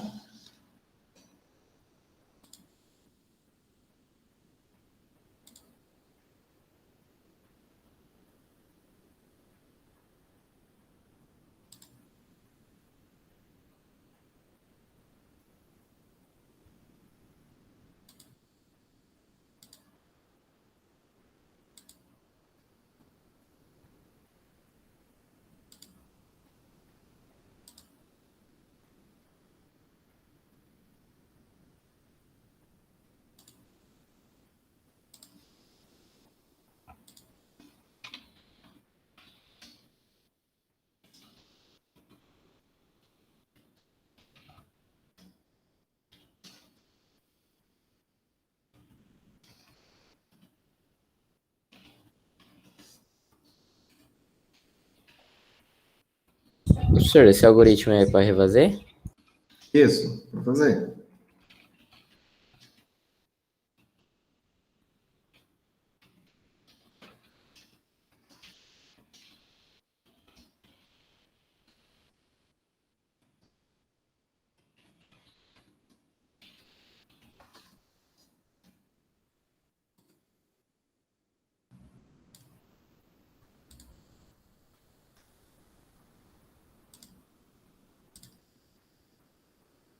Vou achar, aqui acho que tinha um...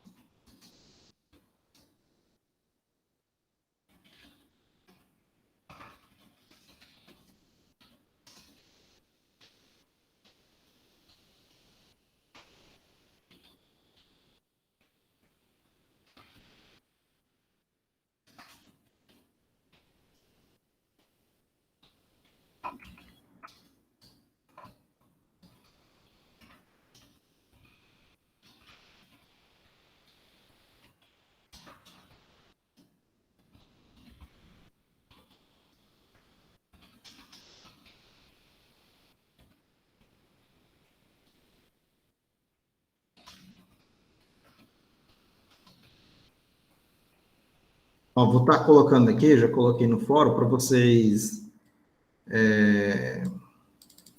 também fazerem uma conta no GitHub. Porque a gente já vai estar fazendo uso prático de uma ferramenta interessante, que é o Visual Studio Code, que hoje a maioria dos programadores tem utilizado, com extensão, embora seja a linguagem C, mas a ferramenta permite que a gente integrar com o Git. Vocês vão criar essa conta no GitHub, que é gratuito também, e os códigos que a gente fizer, a gente vai comitar lá, e vai ficando lá, vocês vão versionando, que é uma exigência do mercado, que é o versionamento. As pessoas conheçam algum tipo de ferramenta de versionamento. Tá? Um VCS, um Tortoise, um Subverge, um Git. Hoje, a maioria é Git. Provavelmente algum de vocês conheçam, mas quem não conhece é uma ótima oportunidade, tá? Então, assim, é importante, eu coloquei ali, quem não tem conta no GitHub deverá criar, para nós salvar nossos algoritmos lá. Beleza? acredito que vou dar mais 4 minutos e a gente finaliza aqui às 21h45. Aí, para quem quiser copiar mais a tela aí. Estou fazendo o download Ah, ainda aqui. não, beleza. Aí, bom, assim, eu queria que vocês fizessem, porque daí se desse algum erro, alguma dúvida, alguma coisa, a gente já sanava, a gente tentava, era mais prático, tá? Mas sem problema, eu estou aqui aguardando. O Cigal ainda não voltou totalmente também, o Air também ainda. Eu acabei de... Coloquei um fóruzinho ali, dúvida de instalação, VS Code, tem um link de um tutorial. Eu acho que deve ser... Eu peguei aqui do YouTube. Não sei se é o mesmo que o menino passou, mas vocês podem estar colocando no grupo. Gente, é importante que vocês participem bastante, tá? Por quê? Mesmo que, assim, às vezes, tipo, eu vou estar dando bastante exercícios. Então, inclusive, eu vou até elaborar alguns exercícios hoje para deixar já na plataforma. Por quê? Não tem como vocês crescerem sem praticar. Então, é ruim esse formato para programação se a pessoa não conseguir se dedicar. Só assistir, você vai entender, normal, você vai olhar o conceito ali, mas se você não fizer, não tem como você desenvolver. Então, assim, é mais prática no sentido teórico. Então, o que eu vou fazer? Eu vou dar as aulas, vou explicar o conceito, por exemplo, que nem hoje, de vetor, passo um exemplo e dei uma lista de exercícios, uns exercíciozinhos para vocês ir treinando. Tá? Tudo exercício simples, só vão ter que usar a lógica, conhecimento vocês já vão ter, porque eu não vou passar coisa que talvez que vocês não tenham visto. Aí a gente vai agregando o dia a dia. Né? Talvez um pouco de... Foge essa regra, que é do GitHub lá. Você fala, comita o exercício de vocês. Aí eu vou estar passando aqui algumas... O que eu vou ter que instalar na minha máquina primeiro, na extensão do... Aqui para vocês olharem como que comita, né? Fazer os commits. O que é o GitHub? O GitHub ele é uma ferramenta, um repositório. Você fica subindo seus códigos. Você pode deixar ele público, privado. Tá? Vocês podem deixar ele público, tranquilo. Pelo que eu vi, a galera que faz programas open source publica lá, né? Sim. Hoje, para a vaga de desenvolvedor, eu falo porque até quando eu fui entrar numa empresa de desenvolvimento de software lá de São Paulo, eles pediram no currículo. Qual é o currículo? A gente mandava o currículo e falou, não, eu mando o GitHub. Então, é um portfólio hoje, é o GitHub. Aí a prova técnica, você tinha que subir no GitHub, então você tinha que fazer e comitar. E os avaliadores lá iam olhar. Então, no mercado é importante, tá? A gente vai quebrar esse estigma, ou esse paradigma de que, inclusive, o próximo semestre vai ser muito legal, eu espero continuar na universidade, porque a gente vai ter mudança no plano do curso, então vai ter matérias com orientação a objeto, acho que programação web, programação mobile, e a gente quer quebrar esse estigma de que, na faculdade eu não aprendi nada, tá? Tem as diferenças, o curso de computação, ele tem uma base que é um pouco diferenciada do mercado, da construção de aplicação, então você aprende conceitos em gerais, mas mesmo assim a gente está um pouco defasado, precisa evoluir, e é o que vai acontecer com relação ao mercado de trabalho. Então, assim, é importante vocês pegarem essas dicas, essas oportunidades, momentos, faz o portfólio no GitHub, cria lá a conta e vai subindo os algoritmos lá. De repente vocês vão ter... Vocês podem entrar em um projeto open source, vocês vão ver que ele é um repositório, você consegue acompanhar, fazer um fork de um projeto, um branch, enviar alguma... Imagina que um amigo seu fez uma coisa lá e você achou que ficou legal, mas poderia ajudar a melhorar. Aí você vai lá e fala para ele, você pegou o projeto dele, daí melhorou, então é assim que funciona a comunidade open source. Algumas vagas de emprego, que eu sempre vejo lá no LinkedIn, eles, não é uma exigência, mas é um ponto considerável, tipo assim, se você contribui com a comunidade open source. Mas isso aí, bem tranquilo. Primeiro vocês vão aprender a fazer os algoritmos, usar as ferramentas e vão contribuir.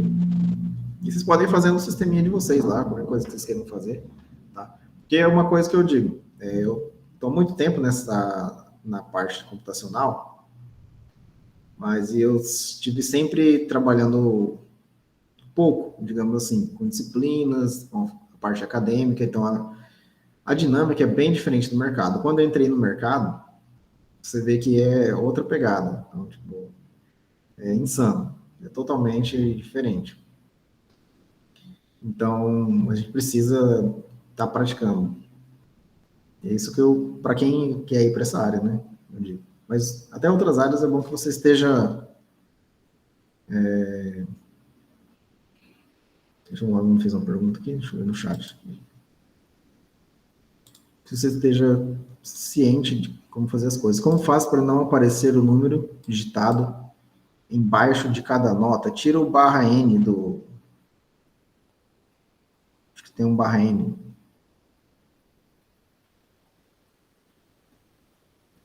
Do printf, que está escrito depois do scanf. Assim que o cara digita, é mostrado. Você pode tirar aquele scanf ou pode tirar o barra N. O barra N. Olha aqui na minha tela. Se você tirar esse barra N aqui, a nota vai ser impressa sem quebrar a linha. Tá, quer ver? Vamos ver. Ah, tá. Na verdade, o cara digitou. Você não quer, então você tira o print todo. Você pode tirar todo o print aqui. Você pode tirar todo o print. Ó, comenta ali. Vamos salvar. E eu vou compilar de novo. Vou limpar a tela aqui. E vou executar. Aí nota 1,7. Perdão. Nota 2,8. É isso?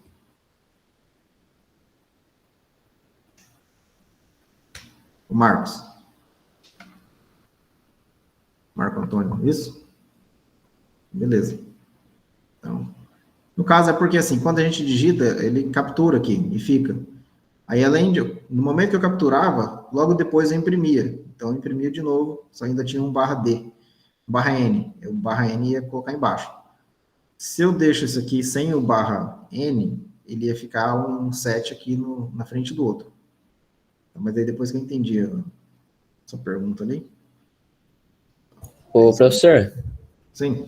como é que faz mesmo para compilar no VS Code? GCC, é o mesmo esquema. Você tem ali, se tiver o PF lá instalado, configurado, as variáveis de ambiente. Não, o MinGW eu já tenho ele quando eu instalei o CodeBlocks, que já vem no pacote. Code Blocks, Sim, eu também instalei ele separado. mas aí você criou as variáveis de ambiente, senão ele só vai funcionar na pasta bin, dentro da pasta bin. Você tem que criar a variável de ambiente, aí o comando é esse aqui, ó. Eu vou colocar aqui na tela. Você fala lá no path do Windows? Isso. Acho que isso aí eu não lembro se eu configurei. Porque assim, ó, esse comando GCC, quer dizer, ele é um... Eu vou mostrar a minha tela aqui. Opa, levantei a mão para mim. Você não tem aí o VS Code para mostrar como é que faz?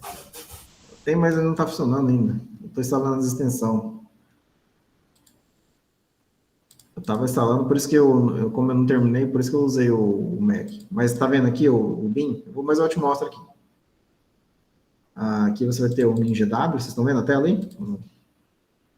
Tô vendo, peraí, deixa eu entrar aqui no meu aqui.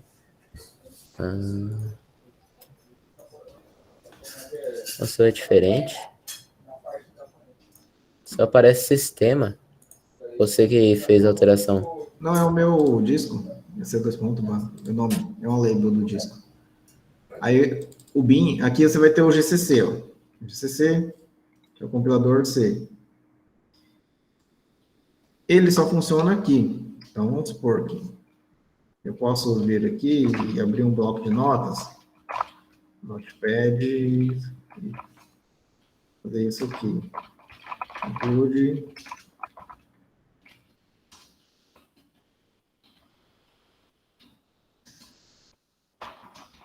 Pode bem.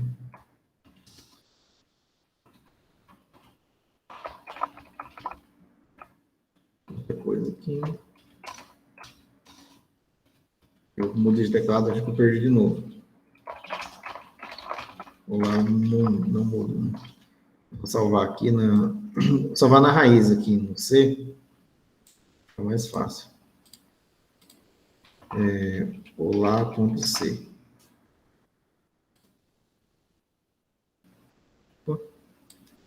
Não salvou?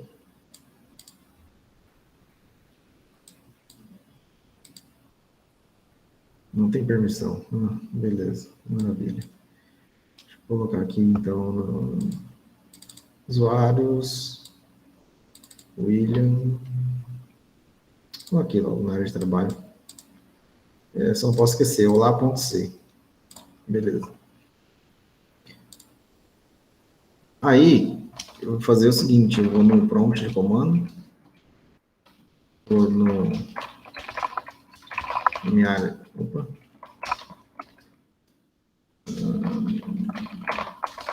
desktop, que é um dir, e tem um olá.c aqui. Esse aqui então não é aqui, gente, é aqui. D10. É aqui. Olá. Beleza. Se tiver configurado o GCC, ele compila daqui. Beleza. Qualquer lugar que eu tiver. Se não, você teria que estar nesse caminho aqui do C, em GW e BIM. Tá? Só aqui dentro, porque tem o GCC. Mas como eu queria variável de ambiente, para você criar variável de ambiente, você vai fazer o seguinte. Propriedades aqui. Configurações avançadas do sistema. Variáveis de ambiente. Aí você vai aqui no path e editar e coloca esse caminho aqui, onde está o caminho do BIM, do seu BIM-GW. Tá? Por exemplo, copia aqui e cola. Se não tiver aqui, ó, você vai aqui em novo e cola o caminho. Beleza. Aí na variável path também aqui do sistema, né? As variáveis usuário William e do sistema. Ele funciona em todos. Aí aqui em path também, caminho, path, editar, e você cria um novo e coloca ela. Aí ela já funciona em qualquer lugar. Aí o que você vai fazer? Tanto lá no VS Code quanto aqui, a partezinha de baixo do terminal do VS Code, você pode digitar isso aqui. Não sei porque a minha letra é bem pequena. Tá, então tem que ser ali no path, né? Isso. Aí você vai digitar isso aqui, ó. Eu coloquei olá, né? Então, eu vou colocar GCC, que é o nome do compilador, o arquivo binário. O nome do arquivo, menos O, output. E o nome, qualquer. Olá. Se não der erro, compilou, mas não deu erro. Se eu colocar isso aqui, quer dizer que eu estou acessando o diretório, eu vou chamar o olá, vendo ponto .exec. Na verdade, só olá. Deixa eu ver aqui. Aí, só olá. Um pouco diferente, CLS. É o nome do objeto que eu coloquei, olá, olá mundo. Então, se eu mudar aqui... Também, então não precisa colocar o diretório do arquivo? Não. A vantagem do Code é porque você pode fazer isso, ele já abrir lá, por exemplo, se digita Code aqui, se ele está nas variáveis de ambiente, ele já abre o editor, na pastinha. No caso, como eu não criei aqui, mas eu posso abrir aqui pasta, a minha era desktop, vai ter uma porrada de coisa. Mas eu queria só o arquivo C. É GCC, aí o nome do arquivo e tracinho O, né? Isso, tracinho O. Aí eu botei aqui, cadê? Teste, olá. Olá.c. Aí você pode vir aqui também, ó, novo terminal. Você tem executar por aqui também. Você vai ver aqui, ó, ele já vai estar no caminho que você já está, já pelo MinGW. Então você pode fazer aqui também. GCC, olá.c, menos olá2. Mudei, faltou aí deu uns erros aqui, ó. Aqui faltou isso aqui. Eu acertei para cima para recompilar aqui. Aqui é o mesmo comando do Linux, do Mac, clear. Travou aqui, peraí.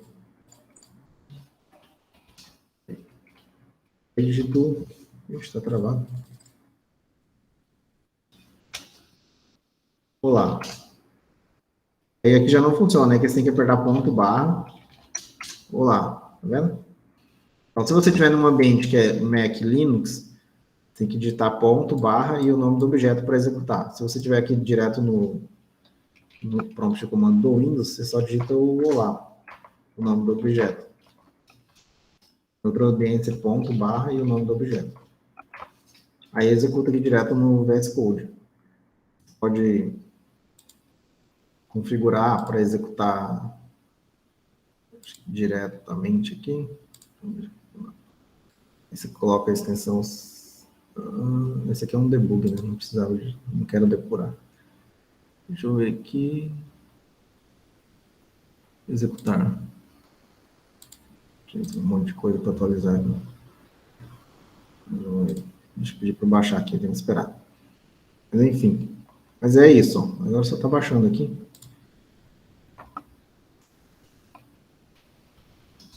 Vou limpar aqui. Digito. A extensão é Open Debug? Não, esquece que lá. Não precisa não. Estou baixando aqui porque eu cliquei sem querer aqui. Não precisa baixar isso aqui não. Isso aqui, quando a gente vai construir um programa maior, precisa ficar fazendo breakpoints, alguma coisa assim, não tem necessidade. Então,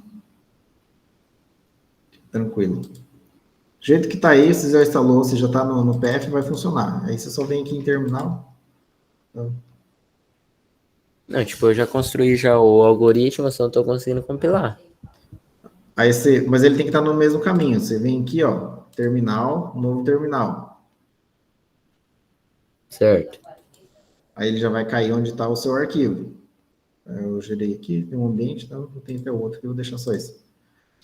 O Bash é um tipo de ambiente lá do Linux. Aí você vai digitar GCC,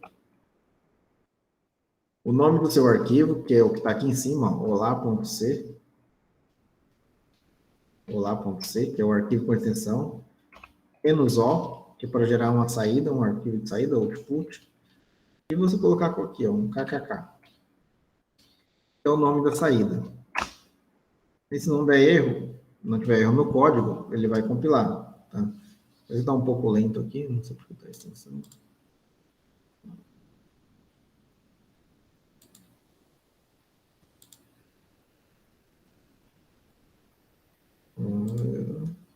Tá meio estranho aqui. Um pouco lento. Deixa eu ver, ainda está compilando ainda. Professor, como é que faz para alterar o diretório ali do terminal? Porque eu abri ali pelo VS Code, só que ele não tá puxando o local do meu arquivo, ele tá puxando lá numa pasta meu usuário. Faz assim, ó. No prompt de comando, onde que tá? Por exemplo, o meu arquivo estava no desktop. Certo?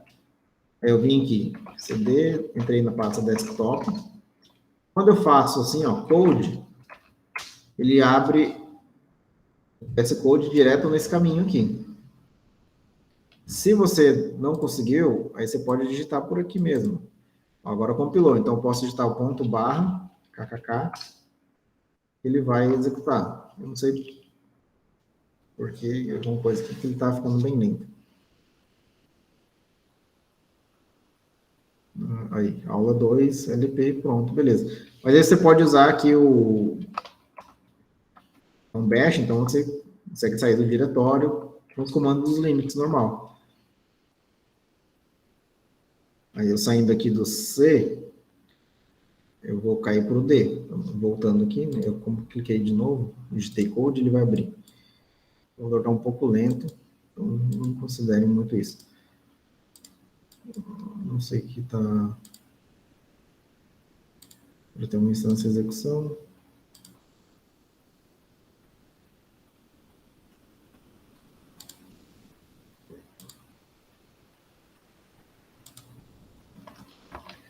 É porque eu abri aqui uns três VS Code aqui, então tá meio zoado aqui. Mas é isso. Aqui nesse bashzinho aqui, você consegue... Opa, acho que vai dar certo. Você consegue, tá vendo? Eu digitei cd ponto, quer dizer que eu voltei um diretório para trás. Então, se eu der um... Agora que eu fechei. Mas é só eu digitar code de novo aqui. Vai abrir agora. Certinho. Então, Para alterar o diretório é CD ou é LS? LS é para listar. Se você tiver aqui, é dir. Se você tiver aqui no bashzinho aqui do VS Code, só abrir aqui também, que já vai estar abrindo 3. Aí também ferra minha máquina aqui. Aí não dá mesmo. Aí, beleza. Só abrir esse último aqui. Mas vem aqui, ó, terminal. A gente vai abrir aqui.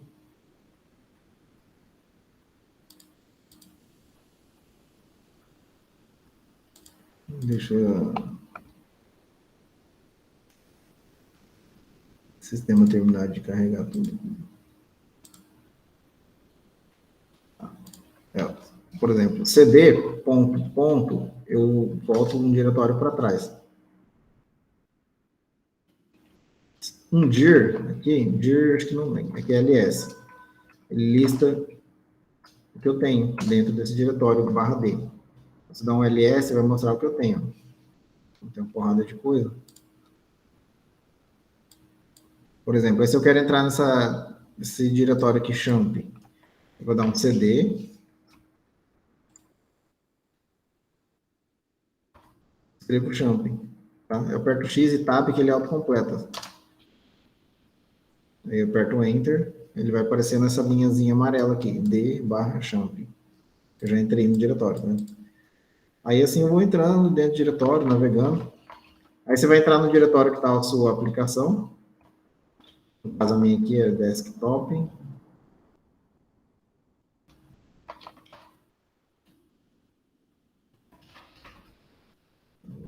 Isso. Então, para entrar pelo VS Code é d/champ. Não, essa aqui é uma pasta que eu tenho no meu computador. Não tem nada a ver, não. Champ. Você vai usar só CD e ls aí, para você ver. cd ponto para sair de um diretório, ó, cd ponto. Sai de um diretório. Ele vai no diretório anterior. E o cd, ó, cd ponto, eu saí do D. Vai ficar só aqui na barra. Então, aqui, se eu der um ls de listar, e vai aparecer os diretórios que eu tenho. Tá, então, aqui, só como ele está no formato do Linux, ele mostra essa estrutura de pasta aqui. Então, se eu fizer isso aqui, cd, talvez ninguém. Aí eu entrei. Quando eu dei cd ponto, eu saí. Aí se eu der um ls, vai mostrar tudo que eu tenho no D. Então, eu tenho um monte de pasta aqui, ó. Inclusive eu tenho a pastinha, ó, backup, 3D Objects, downloads, desktop. Meu arquivo está aqui em desktop, então eu vou de novo, cd, desktop. Dou um enter. Aí espero aparecer aqui em cima, no amarelinho. Quer dizer que já estou, aqui fala que eu estou onde que eu estou no caminho. Então, se eu der um ls aqui agora, eu vou ter todos os meus arquivos. Você pode ver que o meu arquivo olá.c vai estar aqui, ó. Vou chegar na letra O.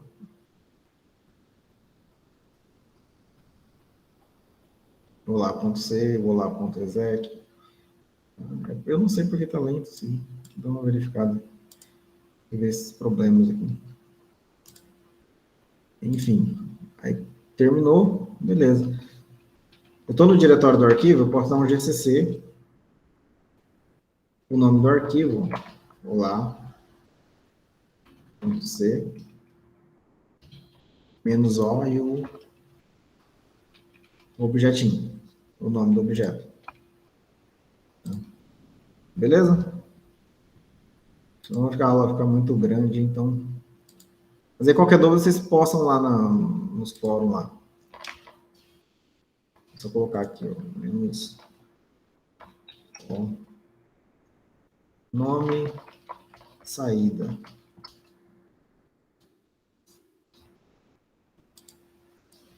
Aí, beleza. Aí isso eu compilei este arquivo, gerando um objeto com este nome aqui. Tá. Como ele está um pouco lento, vai acabar demorando um pouquinho. Aí, beleza. Aí para executar, você aperta ponto barra e o nome do objeto. No meu caso foi nome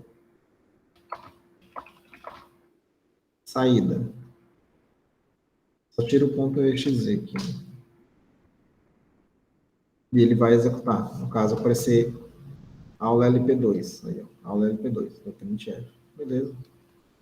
É isso. Você pode fechar. Vai ficar mais fácil, que daí eu sempre usei aqui no Mac e eu acho mais rápido. Mas a gente vai vendo o VS Code também. Beleza? É isso, pessoal. Façam o algoritmo aí, os exercícios que forem colocados. Eu vou tentar colocar mais uma aula para tentar adiantar dessas 2 semanas que não teve, para a gente ir um pouco mais rápido. Mas se ficar muito rápido, assim, eu prefiro que a gente tenha aula toda semana junto, que é melhor. Beleza?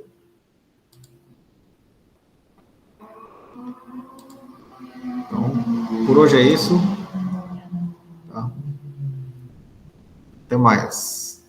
Boa noite. Boa noite.